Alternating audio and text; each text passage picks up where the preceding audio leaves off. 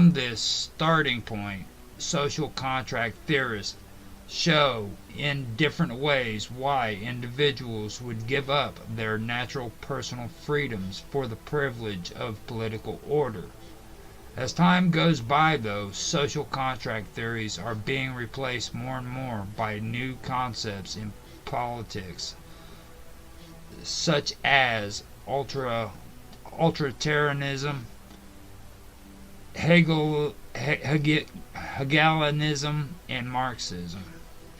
The Whigs, who believed in constitutional monarchy, stated, by founding government together on the consent of the people, suppose that there is a kind of original contract by which the subjects have tacitly reserved the power of resisting their sovereign whenever they find themselves aggrieved by that authority which they have for certain purposes voluntarily entrusted him. David Hume stated, "My intention here is not to exclude the consent of the people from being one just foundation of government where it has placed. It is surely the best and most sacred of any. I only contend that it has very seldom had a place in any degree, and never almost in its full extent, and that therefore some other foundation of government must also be admitted." State sovereignty consists of four aspects, which are territory, population, authority, and recognition. The term could also be understood in four different ways. Domestic sovereignty is actual control exercised by the authority within the state. Interdependent sovereignty is actual control over borders, assuming there are borders. International legal sovereignty is formally recognized by other sovereign states. Westphalian sovereignty is lack of other authority of state over domestic authority. Other authorities could be a non-domestic church, political organization, or any other external agent. Usually these aspects appear in the same place, yet not necessarily is it always the case. They are not affected by one another, but can be sovereign in one aspect and not in other aspects. Sovereignty is above all else more a matter of legitimacy, which requires recognition. A hypothetical trade in which two potentially conflicting sides exchange such recognition as the least costly strategy. The United States federal government, as well as the states, both have sovereign immunity. They cannot be sued without consent unless it has waived its immunity or consented to suit. Through the Federal Tort Claims Act, the government has waived its sovereign immunity to a limited extent. It waives immunity if the tortious act of the federal employee causes damage. The Tucker Act waives immunity over claims that the federal government is a party of. The United States government is immune to suit unless they consent to the suit. When they do consent to the liability of the suit, cannot extend further than the plain language of the statute authorizing it. The 11th Amendment does not stand for what it says, but for the supposition of the constitutional or the Constitution structure which it confirms. The state entered the federal system with their sovereign intact.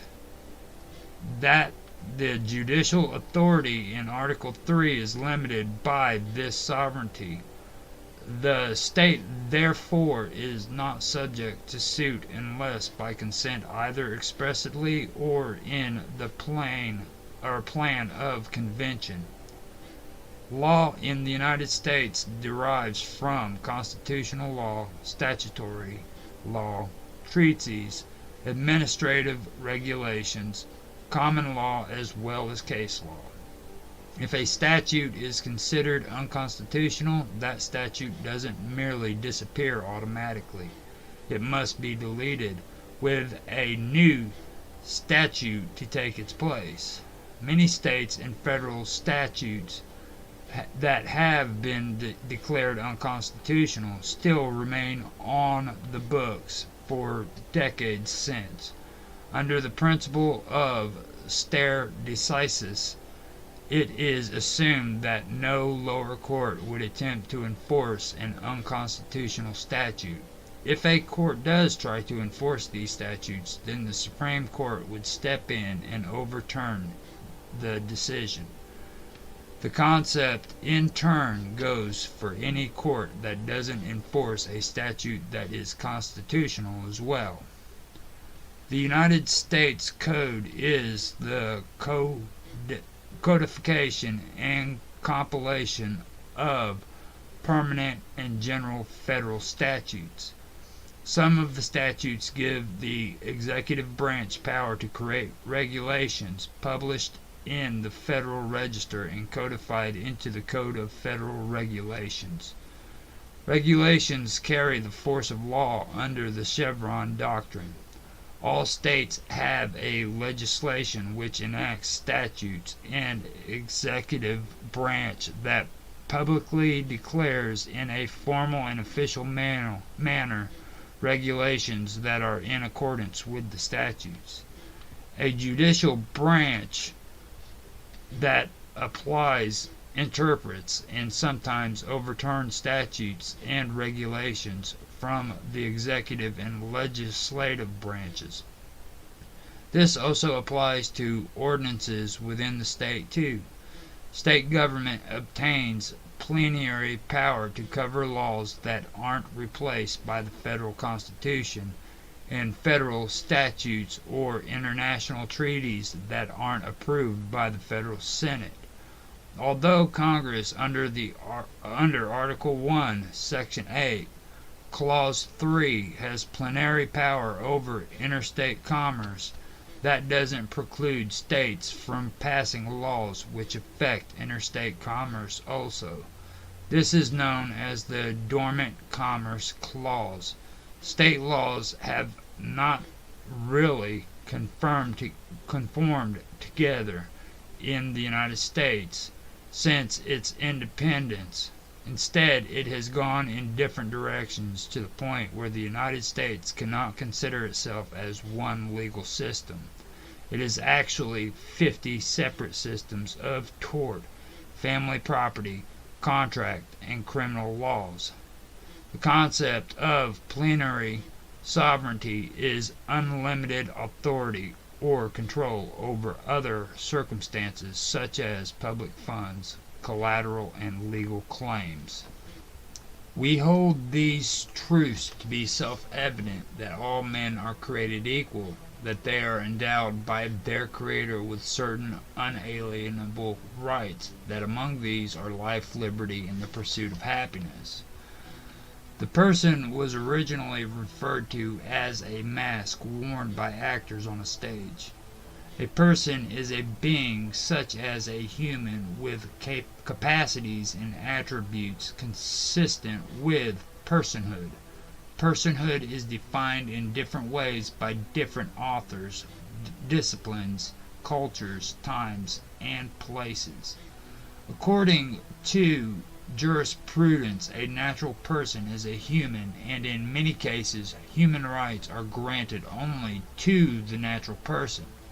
The legal person is only the concept that a corporation can be recognized as an individual in the eyes of the law. This holds the recognition that corporations as a group of people also have rights and can exercise those rights under common law and the Constitution. Apart from officers, directors, employees, and shareholders, legal personhood doesn't hold that corporations are flesh and blood. It also doesn't grant corporations all of the rights of citizens either. In 1819, the U.S. Supreme Court ruled in Dartmouth College versus Woodward that corporations have the same rights as natural persons to enforce contracts writing. The opinion of the court, after mature deliberation, is that this corporation charter is a contract, the obligation of which cannot be impaired without violating the Constitution of the United States. This opinion appears to us to be equally supported by reason and by the former decisions of this court. In Santa Clara County versus Southern Pacific Railroad, the court reporter Bancroft Davis noted in the headnote to the opinion that Chief Justice Morrison Waite began oral arguments by stating, "The court does not wish to hear argument on the question whether the provision in the 14th Amendment to the Constitution, which forbids a state to deny to any person within its jurisdiction the equal protections of the laws, applies to these corporations. We are all of the opinion that it does, in part based on the principle that legal persons are simply organizations of natural persons, and in part based on the history of statutory interpretation of the word person. The U.S. Supreme Court has repeatedly held that certain constitutional rights protect legal persons, like corporations and other organizations. The court clearly affirmed the doctrine, holding, under the designation of person, there is no doubt that a private corporation is included in the 14th Amendment. Such corporations are merely associations of individuals united for a special purpose and permitted to do business under a particular name and have a succession of members without dissolution. The doctrine has been reaffirmed by the court many times since, and as a result of the First Amendment, Congress may not make a law restricting the free speech of a corporation, political action group, or the coverage of a local newspaper. Because of the Due Process Clause, a state government may not take the property of a corporation without using due process of the law and providing just compensation. These protections apply to all